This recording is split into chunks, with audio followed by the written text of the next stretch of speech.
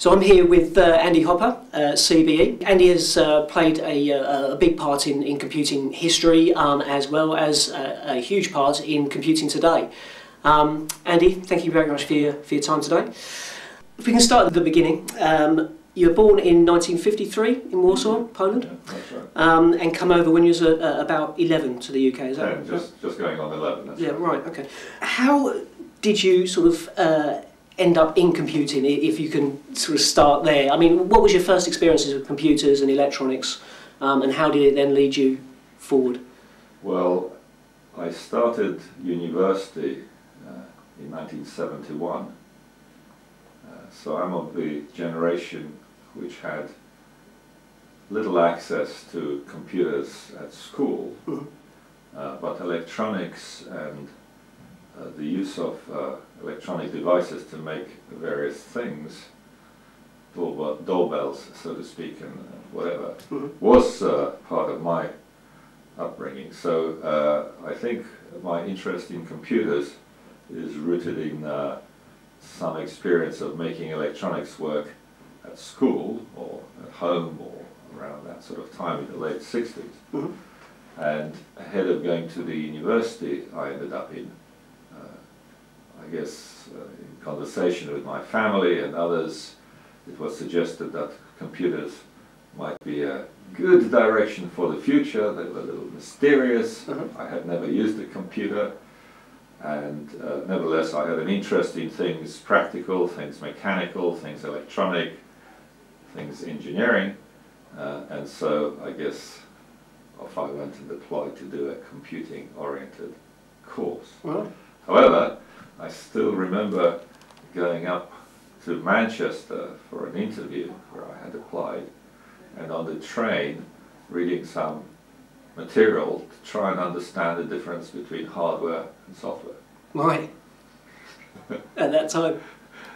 So going for my interview to do computing at Manchester on the train, I was trying to figure out the difference between Somewhat hardware dicey. and software. And there was some popular, but substantial magazine or journal or something that I was reading, and it had articles on different actual projects, not just an elementary guide. And I think I picked up enough that just in that journey to get you through. Get me. Well, I'm not sure. In a way, it got me through. But then saying that, at that time, I mean, you laugh about it now. You think, well, that's a strange thing. Somebody going, to study computing, not knowing the difference between the two. At that time, it was a very new concept, wasn't it? Yeah. So it wasn't something that was in sort of general. It was a very new concept to the popular mind. Computers had existed, and people had heard of these things as mainframes and big machines. But it was just at the point when microprocessors were starting to be talked about, starting to arrive.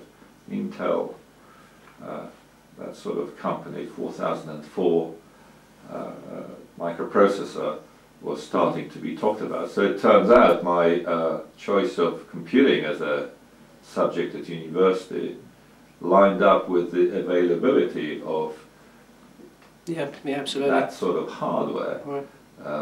In the early 70s, I was an undergraduate, 71 till 74, and as it happened, I did get my hands on this stuff fairly quickly, and was able to use it. So I'm of that sort of generation. I didn't know what the hell it was on the train to interview, but by the time I had finished my undergraduate course at Swansea University, I had had a fair amount of hands-on experience of all kinds of levels of computer use, computer design, programming languages, and all that. In fact, as we're talking right now, I remember my first classes at Swansea, so this would be late 1971, where we went to a terminal room and we started using this remote ICL computer. That was my first experience in a language POP2, it was called, which was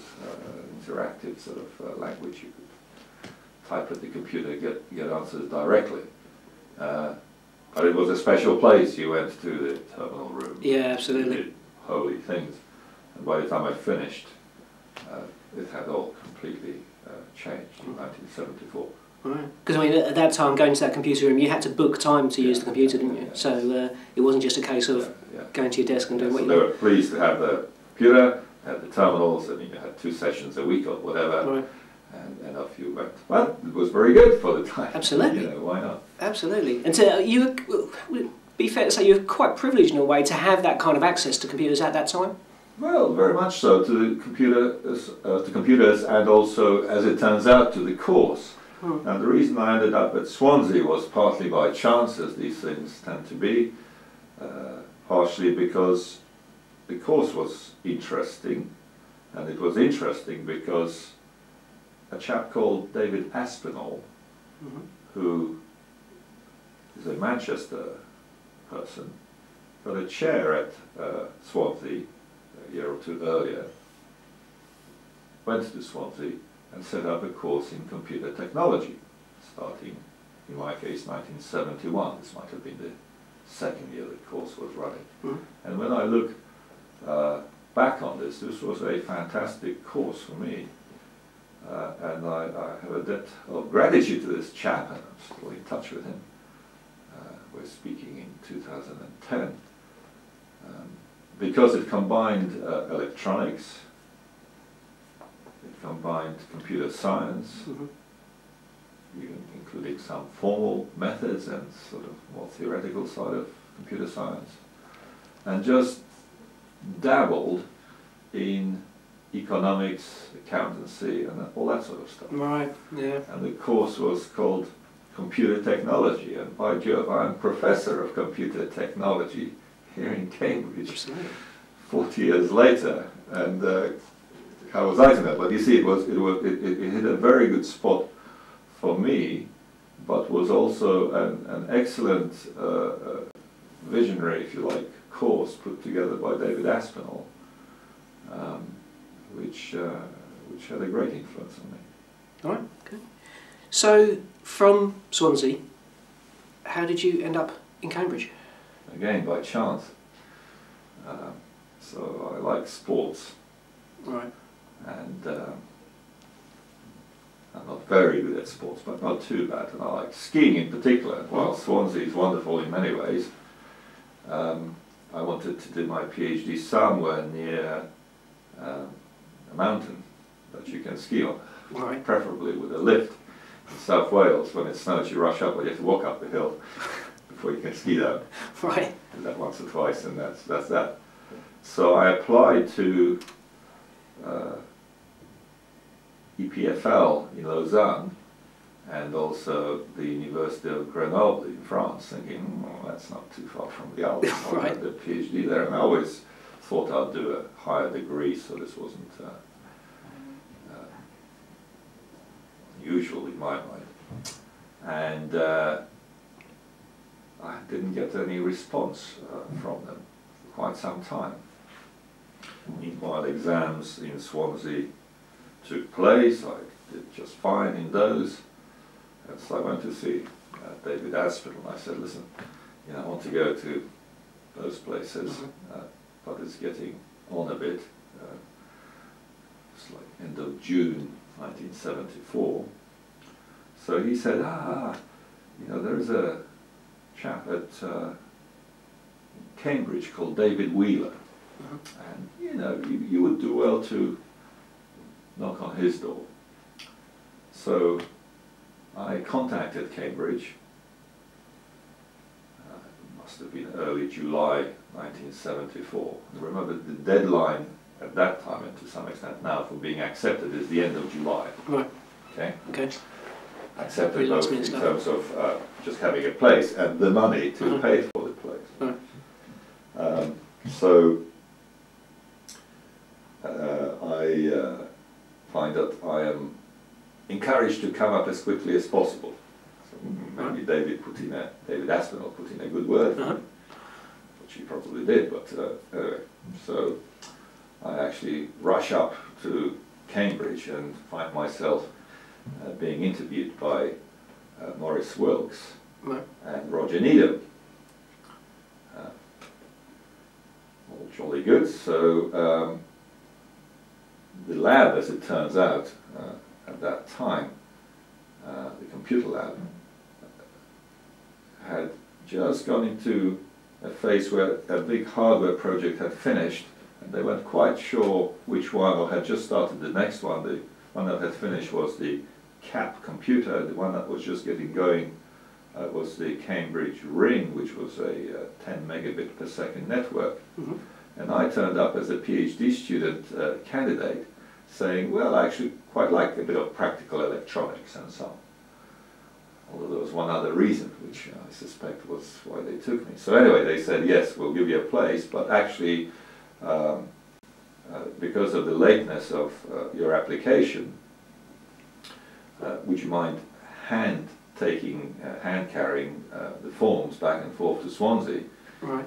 So then I truly went back there, had all the stuff filled out, well, I can't remember exactly what it came back up to Cambridge, back to Swansea, back to Cambridge, so back and forth. And there was a bit of a motorway there, but this was a little more of a journey.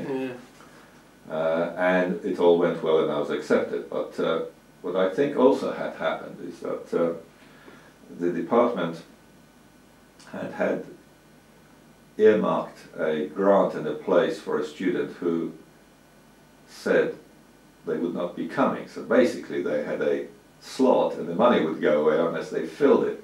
Right. And I popped up. And I think this just might have had something to do with it as well. Right, so another chance then. Well, it all worked out for the best. Well, and years later, I've been in charge of exactly that situation, in charge of PhD admissions, allocation of grants in the computer lab years later. So I can imagine that from that experience, if something was going, you do think on your feet and accept that people who walk in through your door, not quite on a smile, but yeah, right time, right place.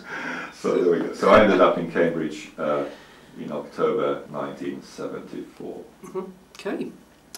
So, being in Cambridge, obviously you become involved somehow, some way involved with Acorn. Can you talk us through how that happened? Well, Acorn was rather later. There was a name that came along in the late 70s. What I got involved in, first of all by way of work in Cambridge, in the university primarily, was the design of aspects of the Cambridge Ring. Now this was a major project for the computer lab. Maurice Wilkes, David Wheeler were the principal designers of the hardware. Roger Needham, a very important principal, probably designer of the distributed system that was just getting going, and one or two students like me, actually 3 or 4 or 5 or 6 students like me, helping out as best as we can. So a bit of hardware, a bit of software, distributed system, networked approach was what was hot in the department during the period of my PhD from 74-77, and my personal contribution and angle and the subject of my PhD, which was called Local Area Computer Communication Networks, was aspects of the design of the Cambridge Ring, but really they weren't, the design was set by the senior people, but it was the notion that you could design a chip version, a semiconductor version of that Cambridge Ring. And so I set about designing such a version that required the use of what were called uncommitted logic arrays. I found these things made by Ferranti, so sort of easily configurable chip components. I hesitate to call them VLSI components, but anyway, there they were. And so it was the design of those that I was contemplating and starting to do. And also for a PhD thesis, I made the observation that the implementation of chips for the Cambridge Ring wasn't a million miles different from the implementation of chips for Ethernet, which was just getting going at that time as well. I think the first paper was published in '76, if I recall correctly. Right. On the Ethernet, so it was essentially a parallel activity, and almost a parallel activity, a little bit, maybe a year displaced, was the token ring from IBM. So I looked at that, and again I said, well, actually to implement all this stuff, it's not a million miles away. You need a packet counter, you need something that computes a CRC, you probably need to go serial to parallel at some stage, you need to have some kind of interface to the communications medium, the wires, the modem, whatever, and a bit of parallel processing, and that's got to have a general interface through which you can attach things to computers. We had, as part of the Cambridge ring work, a variety of those anyway, and they mapped onto different designs. So my PhD began on the Cambridge ring and finished on the design of chips for, in particular, the Cambridge ring, but from a more general perspective as well, for other networks. And then we started to have real hands-on experience, real chips being designed, so you can look at it and you can touch it and you can do, I can do something with that. And so that was the kind of background. So at the end of my PhD in 1977, towards the end of the time, the 3 years of a PhD, I was going around doing two things. Basically, I was the person who showed many visitors the Cambridge ring, because I was at the right stage as a PhD student, not a fresh one, but still there to be asked to be the host for endless visitors we had. And I was also giving seminars on the ring and my work, and I bumped into a fellow called David Thomas at the Rutherford Labs. I was talking to him, and he was interested in what I had to say, to the point of saying, I have a budget, I'll fund some of this work. So, end of my PhD 3-year slot, I have this man say, good stuff. I think he could see that they could benefit from it, but the setup with the government labs was more generous in those days, or perhaps more flexible, I should say. And so I turn up in Cambridge to see Morris again, and I say, you know what, I just met this guy and he's offering to sponsor research, but I'm just a student, what am I supposed to do? He says, well, I shouldn't make light of it, but he says, take the money. Well, he says, well, that's very good, it's good, in all my career, I've learned from Morris and others to have a line of research, to have a goal, to think about how that might be achieved, what the impact might be, and so on. And this offer lined up, that there was a line here of such a chip and so on and so forth. That model of what will be successful, or may be successful, what will have impact, worked. So Morris said, not actually take the money, he said, actually this is very good because there might be something in this. Right? So I've become a research assistant. I'm asked to finish my PhD as soon as possible, because of course that requires a thesis and all this sort of stuff. So I write like hell and finish that off and become a research assistant, where I think Morris was the principal investigator, because I couldn't be, because I was not in the faculty. So I became research assistant, but it's not that money was mine, but you see what happened. And so off we went, actually starting to design those chips. We had enough money to design those chips, and some money also then came from the government, from I think what's called the Board of Trade, or the Department of Trade and Industry, that ministry that continues to this day. And off we went, and there was just me working on it. I had a management committee of various people to whom I would report, and I worked very hard to try and implement this Cambridge ring rather than a more general thing. And in fact, I have the design, or the chips here, for that implementation. These are the Ferranti ULAs. This is where the physical wires of the 10 megabit per second ring would go.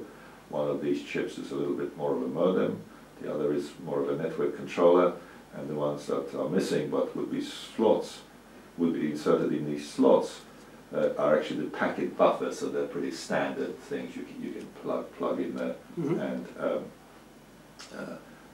this constitutes the chip implementation of the Cambridge ring. And as I look at this now, I almost get migraine, because there are only a few hundred gates available on each one of these chips. Yeah. 500 or so. I say gates, it's actually an uncommitted transistor array. Logically, yeah. So the design style you have to adopt to get a whole network controller and modem into basically 1,000 gates or so is, one could say, aggressive, bizarre, bonkers, whatever you want. It's a skill, definitely. So you're optimizing essentially the use of each transistor. You're using risky techniques for example, clock distribution. It's not all nice synchronized clock that you go in synchronous circuits. It's balance, timing, spikes, all kinds of things, because you're in this extreme situation in terms of resource you can use. And then this has to interface with the analog at 10 megabits per second, so it actually does have the modem transistors, so there are analog bits and pieces being constructed on here as well. So it's not exactly a baptism of fire. I would say it's good, hot, relevant action stuff. Lovely, lovely, lovely. And we learned a lot from that. We learned that yes, this did eventually work, but not at 10 megabits, at 7 megabits. I'm afraid we just couldn't make it work at the full speed.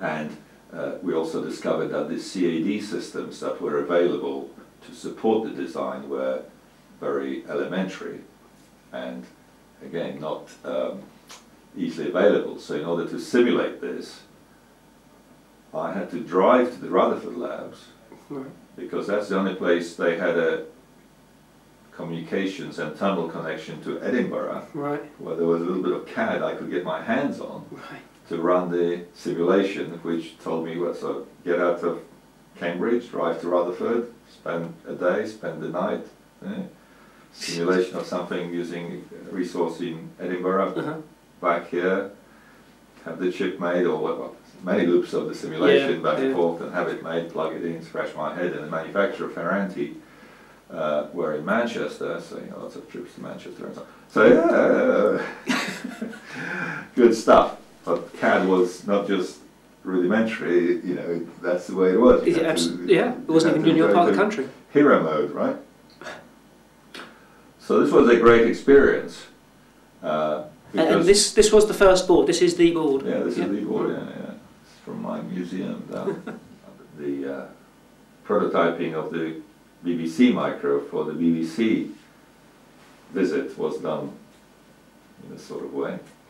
And then we have the connector on which the ring wire would come in, the twisted pair, some analog circuitry and components to control the oscillators on the modem chip that had analog amplifiers, receivers, drivers, phase lock loop, all that sort of stuff.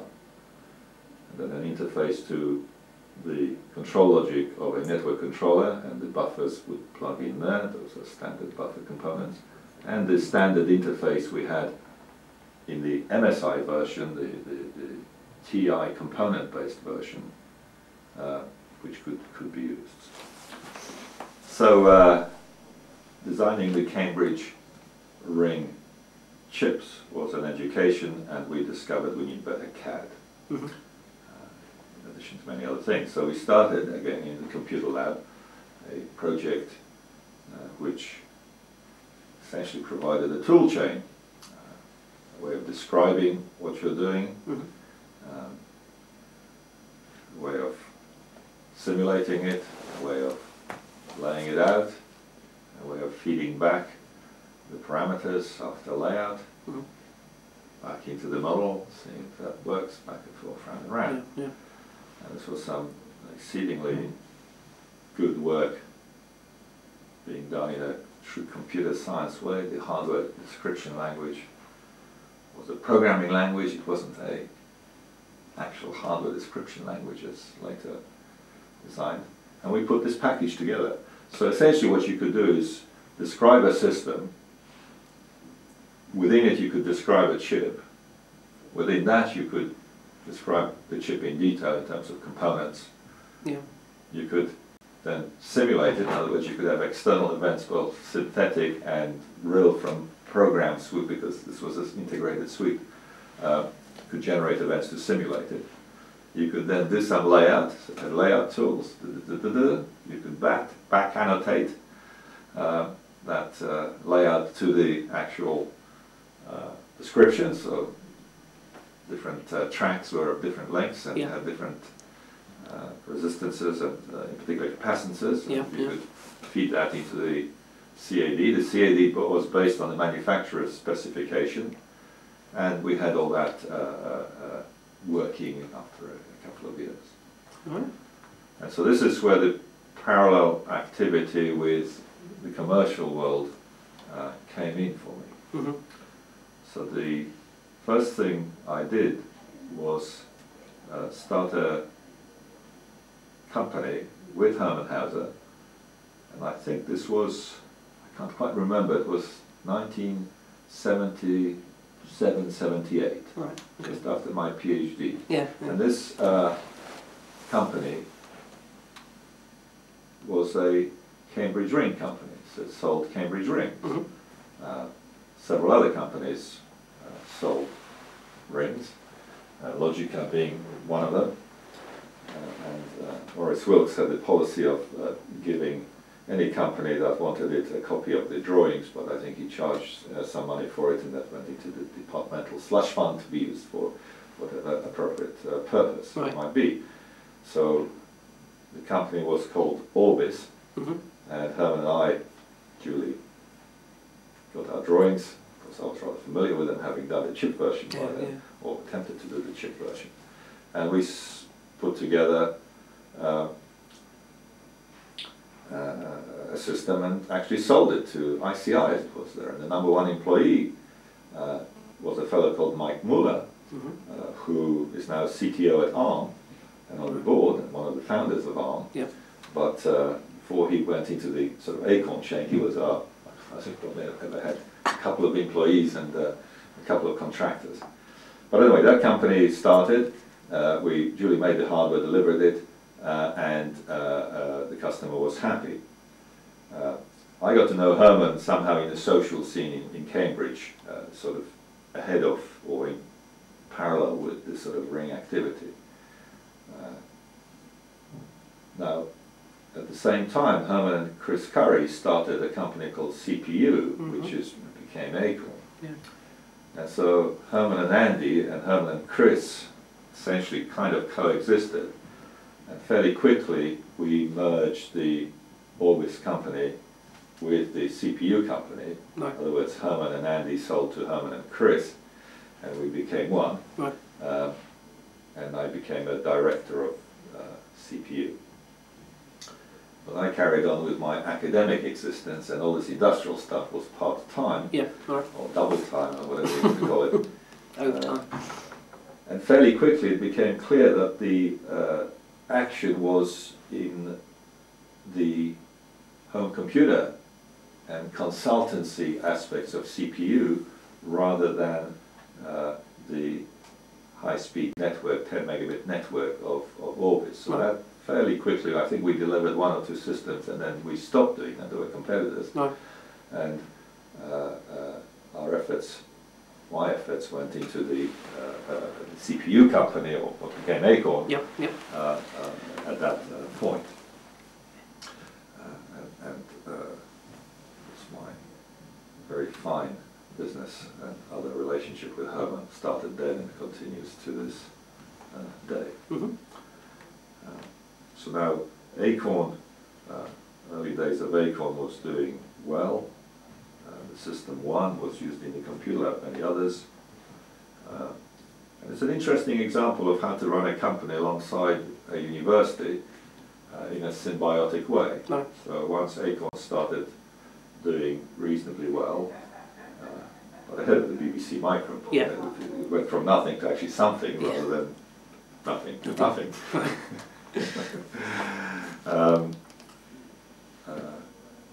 It had, through me, through the Computer Society, access to thinking in the university. Yeah.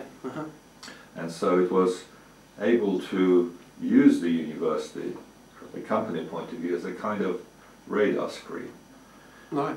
Which searches out, then decides is it friend or foe. It's a pretty big radar screen, right? If it's friend, you kind of like it and you cuddle up to it. Right. If it's foe, you either run away or try and shoot it, whatever. And I'm really talking technology rather than business, but and so, for example, the notion of using chips in the BBC Micro as part of the implementation. Well, its precursor is all this stuff that had been done in the computer lab. So Acorn purchased, I say Acorn, it was CPU, but let's stick to Acorn, purchased the CAD suite from the university, just as a thing to use, as seen, you know, because it was very good but ropey in some ways. Yeah, it wasn't a product as such. It wasn't a product anyway. Yeah. But also the people, the personnel, the confidence, the know-how, the nous, the connection with industry, meaning the chip industry and all that, that plunked in. And so that was one of the reasons the BBC Micro had chips in it. And of course, one of the important components to the success of the BBC Micro were the chips, which made it possible to draw a triangle rapidly, for example, on the graphics side. Yeah. Or on the I/O side, gave it better facilities, or later on, sort of BBC Micro had it, but the network component, that wasn't so much through one of these chips, but that's another component where Acorn was using the university as a radar screen. Right. It is a resource as well, I mean. Yeah, it's mainly a personal resource. Yeah, I mean, yeah, I can't remember how many people walked into my office and I just recruited them right there and then. Right. Dozens and dozens and dozens. Really? And I think the fastest was 45 seconds or something. So I'm sitting in the university, it's all fine. Somebody walks in saying, well, I've graduated or I'm looking for a job, and I say, who are you? Well, I tend to know them. Yeah, I'd imagine so. Right. Okay, right, okay, done. Go and see HR. Because I am a director of companies, so it's not being done in the sense of then apply. I say yes, done. Okay, so it's the human capital that was the most important. Yeah, Some absolutely. of these technical components, the CAD and bits and pieces of the design as well, but that's not the important thing. So the BBC Micro benefited from that a great deal. The company benefited from that a great deal. And that actually follows on to even the ARM story. So why, I mean, lots of things have come together to make ARM so successful, and you know, this is just one slither from early days, and this isn't the only way that ARM would have happened, but it is the way it did happen. Yeah, and so the ARM story, if I recollect this correctly, is we in Acorn have confidence about chip design. We've used this early software from the computer lab, and we've got this radar screen going, continuing to go. So the BBC Micro has networks, has filing systems, as Herman likes to point out. When Bill Gates came to see him and he said, what's that? Herman said, it's a network build, you know. Right. I'm not sure if this story is true, but there's a few stories along those lines. There may be some truth in it. Because how is it that a small Cambridge company has a whole networked approach to computer design, with networked entities, file servers, printers, just embedded in the design? Yeah, absolutely. Well, the same is true with ARM. So if my memory serves me well, the radar screen is going, and the particular manifestation is that I become aware of some work and some papers that describe the design of a RISC CPU at Berkeley, like the radar screen. So I look at these and I connect with essentially old PhD students of mine. They're saying, is this for real, what's going on? Get some positive feedback, read the papers, and give them to Herman. Herman say, hey, this is interesting. Radar screen says beep, beep, beep, beep, beep, beep. Right? Relevant, interesting. So here is a little bit of academic, in the proper sense, input.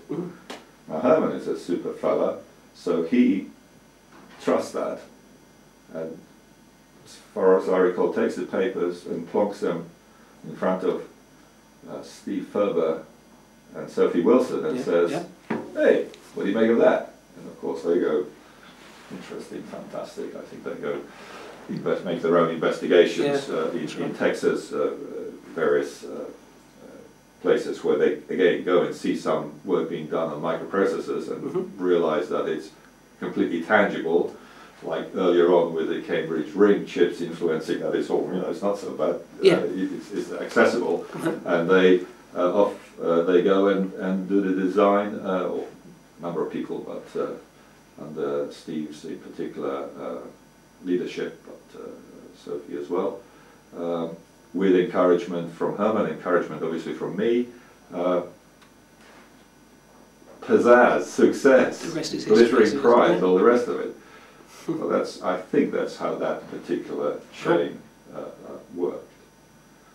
So and it was quite a short period of time. So in retrospect, I think, wow. Absolutely. Wow. It is a wow story. It is a wow story. I mean, it's a certain amount of luck involved with the things. I mean, with the BBC coming along, and obviously there's a lot of hard work into getting that, but the opportunity presented itself. And with the same thing with ARM in a way, with Apple coming along with the message pad, and it just being the right chip for the job. But nonetheless, that's exactly how it did happen, and it's a wow story. It's like which you generate yourself, and then you spot it, right? So absolutely. It's like in some sense. It's your radar screen. It's your radar screen, and then when you see that fruit, you grab it. You're not naive of it. So in some level it's luck, but in some level it's a constellation of different. It's opportunistic, isn't it? People, projects, appropriate interfaces, and so on. So as I say, an academic radar screen. As somebody who is in both camps, in that case me, and a very wise, enthusiastic CEO, Herman, a brilliant team who quickly gain confidence and go for it and are creative or unrestricted or whatever you want to say, are superb. And then it just took a little longer, but business models which fit into place. What I mean here is that actually ARM spun out of Acorn. The internal use of the ARM CPU would have been was too restricted for it. I mean, I was the director of Acorn or CPU in the early days, and then I came back as the director of Acorn in the late 90s, but representing Olivetti rather than with my personal Andy hat on. So it was interesting also to see that phase when we basically shut down Acorn, in the sense that the businesses were sold off and the shares that the public held in Acorn were replaced with shares in ARM directly, so that the valuation of that share wasn't indirectly through Acorn, because most of the value was in the ownership of ARM by Acorn rather than anything else. So they got the ARM shares directly. They got paid in lieu, as the lawyer would say. It's fantastic sort of times. But that's a well-known one. But there are several other ones which kind of come to mind and are a little bit along the same lines, and one or two other pizzazz successes, as well as one or two others not so successful. Talk us through them. Not so much failures, because they're not failures, but for one reason or another didn't quite have the impact that they clearly, in retrospect, could have. Could have and should have, well, so my personal story was that I carry on with the university activities as a initially research assistant, then an assistant lecturer, so 10-year track in those days, 5-year appointment, and if you don't make the mark, you're out. Not quite in the American style, but nevertheless a probationary period. After 4 years, actually I applied for it, so I didn't get converted from my assistant lectureship. I applied for a new lectureship that had been allocated to the department and became a lecturer. But with Acorn, I left and started, there was an involvement by Acorn with Olivetti in 2 tranches. And the net of this is that Herman joined Olivetti for a while and was in charge of research at Olivetti. And he and I decided to start an Olivetti lab in Cambridge. It started in 1986. So what I became was the CEO of a Cambridge-based, Olivetti-funded, but separate limited company, independent in some ways, some very important ways, of the parent company, but 100% owned by the parent company. Lab, it was called the Olivetti Research Lab. Only one person transferred from Acorn, as it happens. That was Chris Turner, so he joined the Olivetti Research Lab from more or less the outset of the first few months. But we started this lab, which was in effect, although it's with fresh people, the same sort of idea, but as the kind of innovative bit of Acorn, but done for fresh things, for new things, rather than, by then the arm was done, all those, all that network component of the BBC Micro and all that, that was just fine, but it was substantial activity, and Olivetti had a majority shareholder in Acorn, and that's the way it was set up. So I was the CEO, and I was, it was fantastic because I was able to set up a lab which was complementary to the university, but close to the university, but didn't depend on the university except for human capital. The same sort of setup. Was independent in the sense that I was the CEO and could direct it directly. There was a command line, and it was the company, not the university. And so we were able to, again, recruit good people rapidly and easily. And then start some new activities, some of which led to some more interesting successes. And so, for example, we decided that network multimedia was a good thing because we had the confidence of building networks. And by then I think we were doing a gigabit per second network version of the Cambridge ring, which again turned out a little slower, but it certainly was several hundred megabits per second. So we're doing sort of radio-ish stuff, except on fiber, high frequencies. And network multimedia was not, iPlayer is familiar to everybody in the UK now, but not then. Nothing doing. How to do a network video stream, audio stream, how to store that, how to bring it back, how to video conference and all that. Fresh stuff. Absolutely. But again, because we could do high-speed networks, we thought, well, what's the problem here?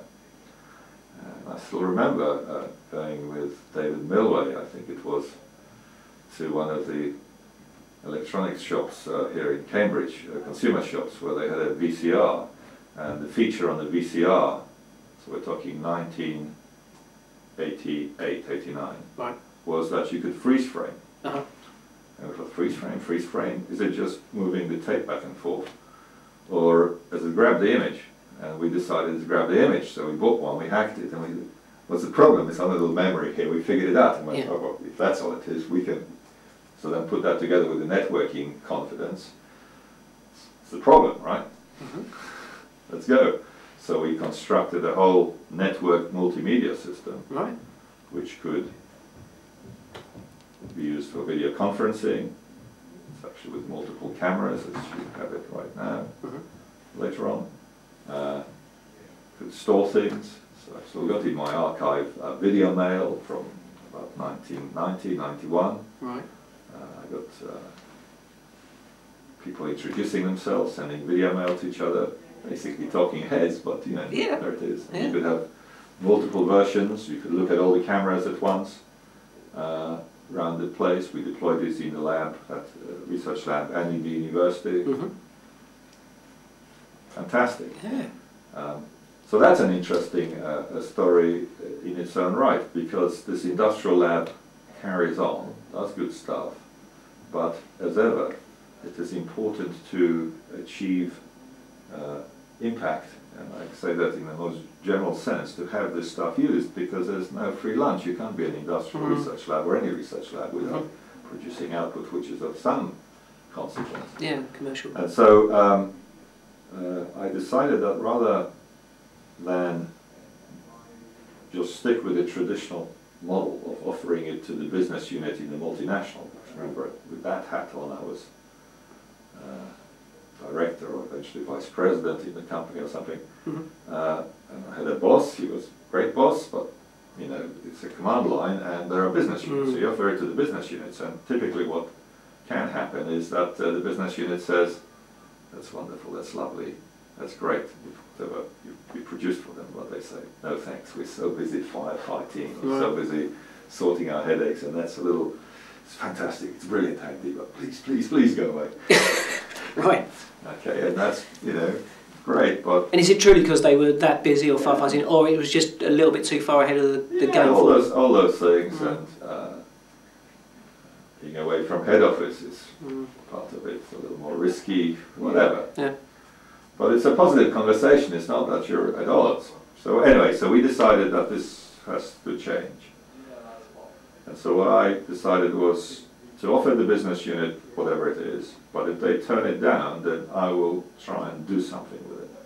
And so the doing is try and spin out a company, or if that fails, because there's no venture capital funding or whatever, or angel funding, or loans or whatever, then I'll open source it. So keep the technology going, because you never know when, so to speak, you can grab the golden egg coming from the goose, right? Yeah, so to speak. And so the underpinning networking system that we developed for the multimedia project, that project was called Pandora, and there was an underlying network, an ATM network at 100 megabits per second that we had designed, developed, some hardware was deployed, and so on and so forth. And we felt this was a commercial venture, so yes, I ended up spinning out a company with a very imaginative name called ATM Limited. So at least made it stand for Advanced Telecommunications Modules Limited. But it was a true spin-out in the sense that the team went with the spin-out. I became a director, but in my private capacity. Right. As Herman, he was still connected with Olivetti. He had by then moved back to the UK, but we're talking 93, I think. Right. He was a shareholder and the director of it, as I was. Spin-out team, you know, a pretty standard spin-out. And the only difference was that Olivetti had an ownership in it as well, in return for assignment of all the components that were required and letting the team go, so to speak. So that was very early for this sort of thing, but very, very good thing to do, because at least it had some chance of becoming a success, and that one did become successful, so let me take you through that. So this starts selling ATM switches. It decides to do a 25 megabit version as well. And that ATM technology at that moment is hot. Yeah, right.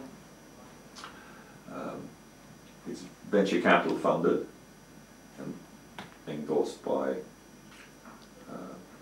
Olivetti.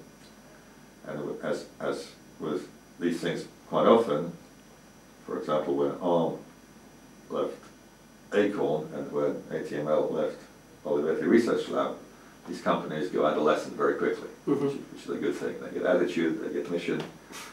They're not so sure about their parents.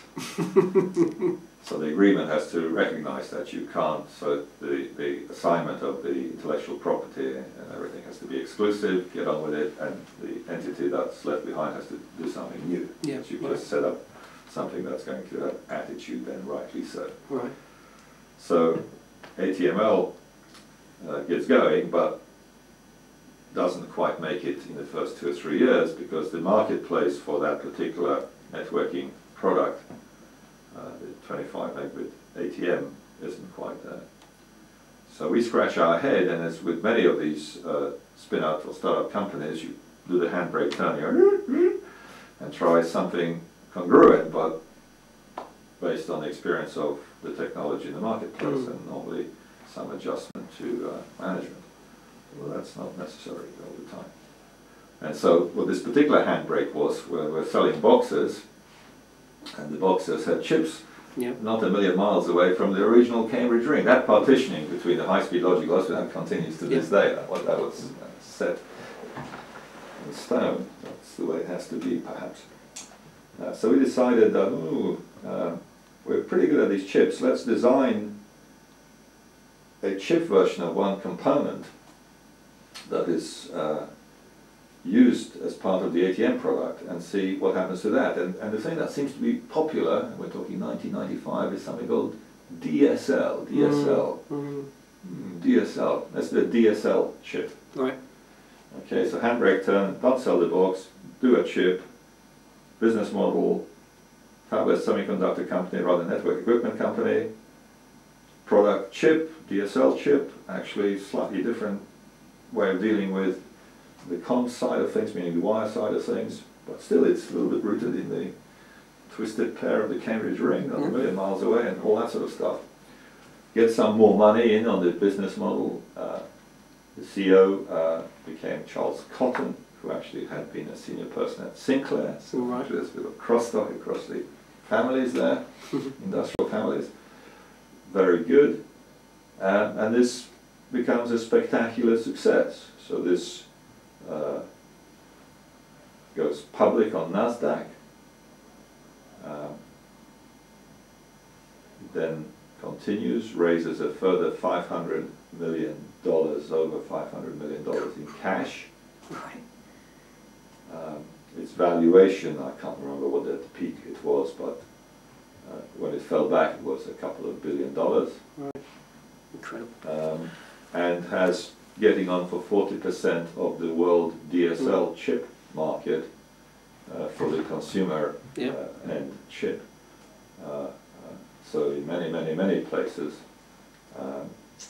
these chips are used, so it becomes a dominant. It's a real company, it's not a .com. This was designing chips, having chips made, taking the inventory risk, delivering them to customers, paying $10 or whatever, I can't remember, whatever it was, to the fab, selling it for $20 to the customer. Happiness, big happy, right? And then that merged with Globespan, because there was consolidation going in the industry. Now I don't know when people sold, and probably most of them didn't quite sell at the right time, I certainly never do, but at some point Herman and I looked at what we had done, and I think there were 50 millionaires really? as part of that little bench. If they sold, they were real millionaires. If not, they were just paper millionaires. Well, Oh, by the way, it changed its name, of course. I should mention the right name. So the company was called Virata at the peak of its success. And then when it merged, it became Globespan, Virata, Globespan. And now that business is part of Connexent and carries on. But just going back to how to run a lab and how to optimize the constellations to get success, in this case, change from being a corporate research lab which just offers to business units internally to corporate research lab that says you can have it, but if you can't use it, then you can have 20% of the thing we do with it, basically. Right. And off we go, set up an independent company, let that think in its own terms. It's unlikely to be competitive with the original company because they didn't want it, right? So it's so to speak, structure is probably okay. Let it get on, handbrake turn, change of name, occasionally change of CEO, success or disaster. Never disaster, but it's not always that. But it's nice to see, because this is just as big at that success point as not quite as big as ARM now, but it's in the billions, not in the hundreds of millions. Yeah. So I mean that would have been sort of one of the first times that you'd gone through that process, but it's not the first and last, is it? We spun out 3 or 4 companies from Olivetti Research. I mean, the Olivetti Research story itself is fantastic, because Olivetti were always very, very, very good to us. Mm-hmm. And interesting, agile, stimulating people. Right. And for much of the time I had a boss called Marco De Benedetti, and he's very experienced, younger than me, entrepreneur, if you like, but in the big sense, Right. So it was partially due to his encouragement or whatever that I was able to do this, but we spun out another company called Telemedia Systems. We got into wireless. We decided to do wireless research, and indeed we set up ATM 25 megabit per second ATM wireless network. Right. And again, that worked reasonably well, and that became a spin-out, Adaptive Broadband Limited. But the interesting thing about that spin-out is, when you do a spin-out, of course you've got some technology, you've got a team, you want to motivate them, but you've got to find some customers, some investors, because this is sort of not just a research activity. So I was going around and talking to customers, and it's a little bit like the shaver guy. The customer liked it so much that they bought the company at the point it was spun out. Right. So that was interesting, and that became a product. But from an Olivetti point of view, Olivetti Research Lab and all that point of view, but also Olivetti, the cash was paid straight away. So out and sold kind of model, which was interesting. So the spin-out thing was very good. But there was one further technology I have to mention, because I'm today involved in a very successful company called Real VNC. Mm-hmm. And so we did another thing, which is in what became Olivetti and Oracle Research Lab. Mm-hmm. We got some money from Oracle, but sort of under the direct encouragement of Larry Ellison. And so we decided to do some thin client stuff, because he was full of network computing at that time. And so he put in actually $10 million into the Industrial Research Lab. We changed its name and did this thing called virtual network computing, which was a thin client interface to devices, and essentially a way of going cross-platform or platform to platform for desktops, moving them around. Yeah. We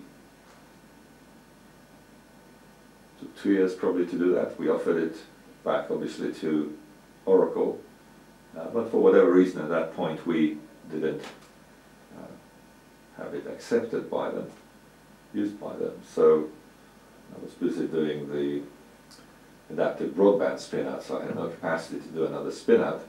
So we open sourced it. Right. So we open sourced the VNC project, and today it's everywhere.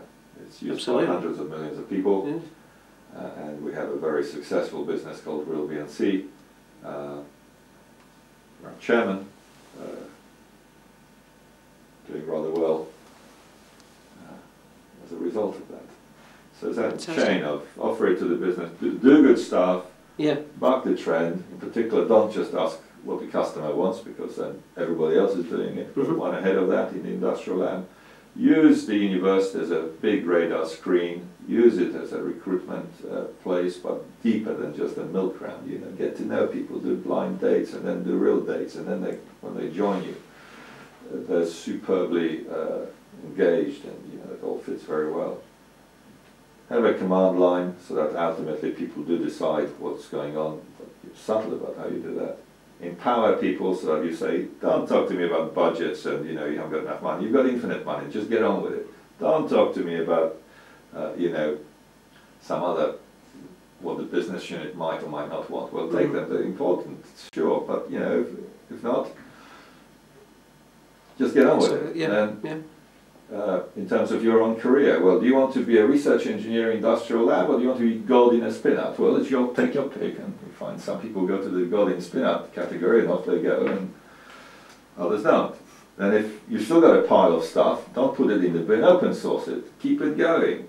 And out of that constellation, providing you're also in tune with the money world, what is available to fund some of these things, and you're in tune with what the big companies are doing, not just your own big company, other big companies, you can't exclude them, then, you know, it improves the chance substantially, well, you know, is the way to do it, I'd say, of something being successful, both in the sense of being used and in the sense of making wealth creation, and in the sense of potentially being acquired or becoming a big company, you know, all this sort of stuff. So that's how you do it, I reckon, anyway. Well, thank you very much for your time. It's been incredibly interesting, and wish you all the luck in the future with the projects that you continue to do. Thank you very much. You're very welcome. Thank you.